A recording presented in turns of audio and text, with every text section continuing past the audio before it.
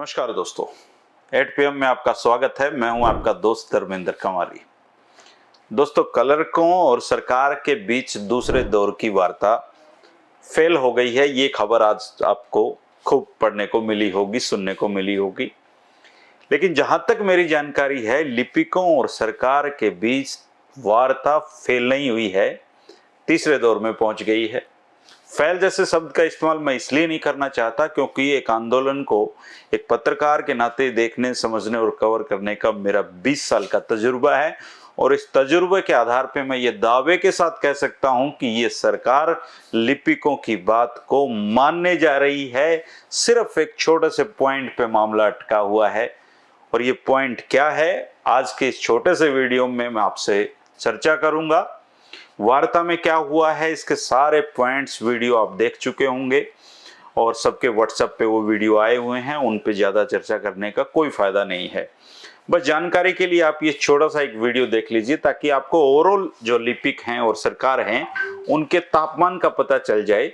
फिर हम उस पॉइंट पे चर्चा करेंगे जो लिपिकों की मांग के बीच में बाधा बना हुआ है। वो पॉइंट क्या है और ये पॉइंट आंदोलन में कैसे निर्णायक साबित होगा।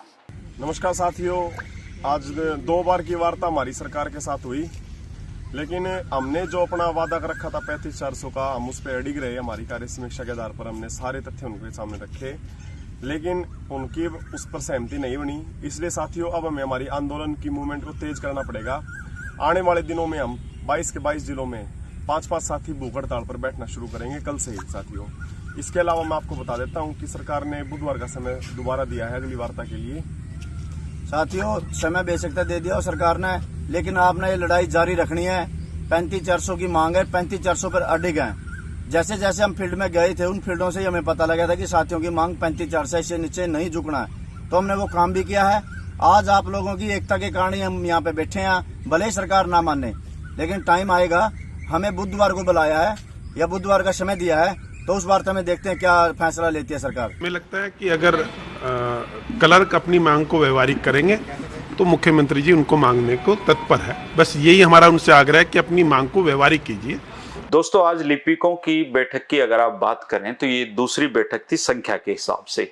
सरकार की तरफ से बातचीत करने वाले बहुत ही सीनियर IAS हैं, वी उमाशंकर जी, और फाइनेंस विभाग के जो अधिकारी थे वो उसमें थे। OST जवाहर यादव जी उसमें थे। अगर मीटिंग की बात की जाए तो जवाहर यादव जी का योगदान सिर्फ इतना है कि वो एक बीच की कड़ी हैं। अधिकारियों और लिपिकों को एक टेबल पे उन्होंने बैठा दिया है। तजुर्बा ये भी कहता है कि भारतीय मजदूर संघ के जो संगठन मंत्री हैं पवन कुमार जी, उनका इस बैठक में मौजूद रहना, पिछली बैठक में मौजूद रहना, मैं दावे के साथ कह सकता हूं कि वो सरकार से अपनी मांग मनवा कर उठेंगे। ये अलग बात है कि वो मांग कितनी मानी जाएगी जो लिपिकों को भी स्वीकार हो और सरकार को भी उसके लिए ज्यादा तकलीफ ना उठानी पड़े। दोस्तों, होता क्या है एक आंदोलन के स्तर पे, आप ये इस चीज को समझने की कोशिश करें। अगर बात आपातकालीन सेवाओं में लगे कर्मचारियों की हो तो सरकार कोई जल्दबाजी नहीं दिखाती है, ये रूटीन बात है। मान लो आज डॉक्टर हड़ताल पे चले जाएं, एम्बुलेंस वाले हड़ताल पे चले जाएं, रोडवेज वाले हड़ताल पे चले जाएं, तो सरकार को तुरंत समाधान निकालना पड़ता है क्योंकि वो दैनिक चीजों से जुड़ी हुई चीजें हैं। लेकिन अब प्रदेश में लिपिक हड़ताल पे हैं, करीबन 100% लिपिक हड़ताल पे हैं, लेकिन इसके कारण रजिस्ट्रियां नहीं हो रही, सरकार को रेवेन्यू का लॉस हो रहा है। तो जब हड़ताल खुलेगी तब रजिस्ट्रियां हो जाएंगी, तो सरकार का रेवेन्यू लेट हो रहा है, मारा नहीं जा रहा है। इसलिए सरकार संभल के कदम रख रही है।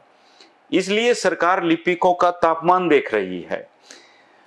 लिपिकों से फाइनल बातचीत से पहले उनको वो थका देना चाहते हैं, उन पे वो प्रेशर बनाना चाहते हैं। इसलिए बातचीत के कई दौर चल सकते हैं। हड़ताल का एक नुकसान ये होता है, सरकार के खिलाफ एक माहौल बनता है, एक मैसेज पूरे प्रदेश में चला जाता है कि सरकार में सारे तंग हैं, कर्मचारी भी तंग है। इसलिए सरकारें आंदोलन से अपनी छवि खराब होने से डरती हैं। इसलिए लिपिकों से बातचीत तो करनी पड़ेगी। और लिपिकों और सरकार के बीच पहली मीटिंग जो थी वो चाय पानी मीटिंग उसको मैं कहूंगा, उसका मकसद इतना था कि लिपिकों की मांगे क्या हैं ये पता चल जाए, ताकि अधिकार और सरकारी जो है लोग हैं सरकार स्तर पे उसके लिए एक होमवर्क हो सके। दूसरी वाली मीटिंग सही मीटिंग थी, लिपिकों को चाय भी पिलाई, सेक्रेटरीट के बिस्किट भी खिलाए, हरियाणा भवन में उनको लंच भी कराया। लेकिन मांगों पर सरकार ने लिपिकों को गोल गोल घुमाया। इसके पीछे सिर्फ और सिर्फ एक ही कारण है कि जब सीएम के सामने फाइनल प्रपोजल रखा जाए तो वी उमाशंकर जी एक ऐसा प्लान उनको देना चाहेंगे जिस पर मनोहर लाल खट्टर जी अपनी तत्काल सहमति जता दें और फिर एक प्रेस कॉन्फ्रेंस करके इनको ससम्मान हड़ताल से उठाया जाएगा। आज की दूसरी मीटिंग में सरकार के सामने लिपिकों को जानबूझकर कोई ऑफर नहीं दिया। इसके पीछे एक बहुत बड़ी रणनीति होती है सरकार की। वी उमाशंकर जी इस बात से बिल्कुल सहमत थे लिपिकों की कि उनका वेतनमान बढ़ना चाहिए, ये उनकी जायज मांग है।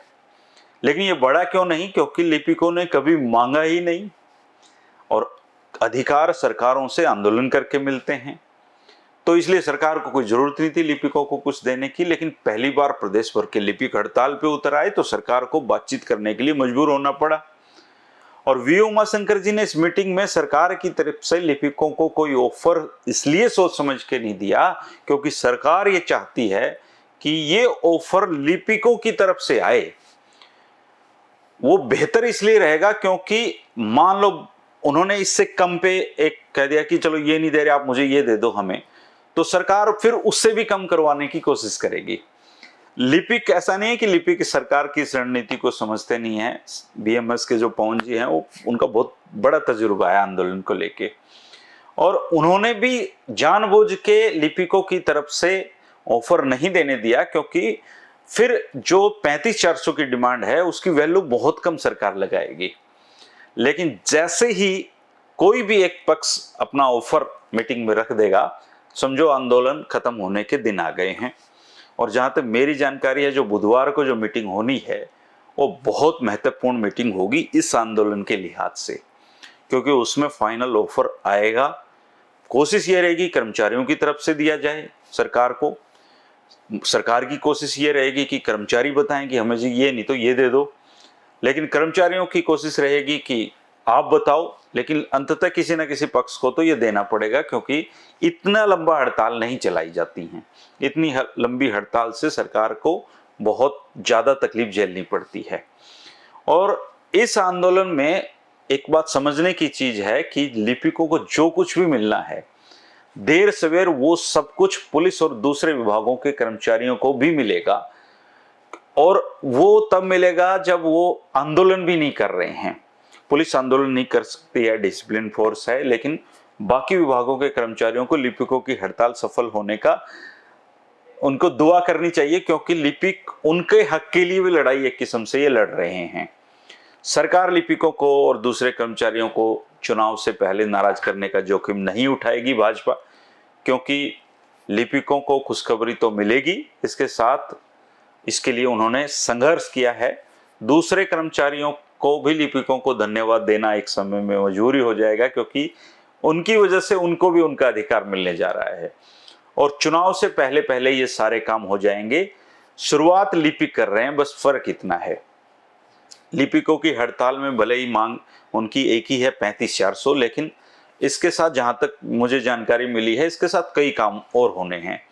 जैसे कई विभाग ऐसे हैं जहां पे लिपिकों की प्रमोशन 4 साल में 3 साल में हो जाती है, लेकिन कुछ विभाग ऐसे हैं जहां लिपिकों की जिंदगी केवल असिस्टेंट बनने में भी गुजर जाती है। चूंकि मांग एक है, लेकिन सरकार चाहेगी कि वो मांग उतनी ना मानी जाए तो उनको कुछ एडिशनल तोहफा भी मिले, और वी उमाशंकर जी इस बात के एक्सपर्ट हैं। वो उन विभागों के लिपिकों को जिनमें प्रमोशन देर से मिलती है उनको प्रमोशन जल्दी करने का कोई ऐसा नियम जरूर मुझे लगता है इस मीटिंग में आएगा फाइनल जब होगी, जिससे लिपिकों को बहुत सुकून मिलेगा जो जिनमें देरी से प्रमोशन होती है। और फाइनल बातचीत के बाद एक अप्रूवल मनोहर लाल जी से ली जाएगी ताकि वो पैसे का जुगाड़ कर दें, क्योंकि वो केवल मुख्यमंत्री नहीं हैं, वो हरियाणा के फाइनेंस मिनिस्टर भी हैं और पैसे का जोड़ जुगाड़ लगाना उनको पड़ेगा, क्योंकि अभी लिपिकों को देंगे, इसके बाद सबको देना पड़ेगा एक एक करके। कुल मिलाकर बातचीत ये है कि तीसरे और चौथे दौर की बातचीत चलने तक कल लोगों को अपनी दरी और गद्दे और टेंट संभाल के रखने पड़ेंगे। हड़ताल चलाए रखना उनकी मजबूरी है और 35,400 पे अड़े रहना भी उनकी मजबूरी है।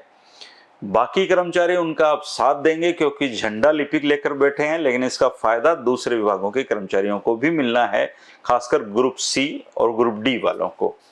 सरकार की दुविधा भी यही है कि केवल लिपिकों को देना होता तो ये सरकार कब का दे चुकी होती, इतनी लंबी हड़ताल चलाने की जरूरत नहीं थी।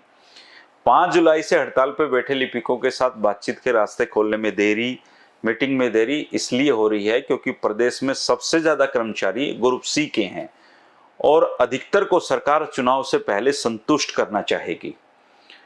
और एक आंदोलन को दोस्तों देखना, समझना, कवर करना पत्रकारों के लिए भी काफी अलग तरह का काम होता है।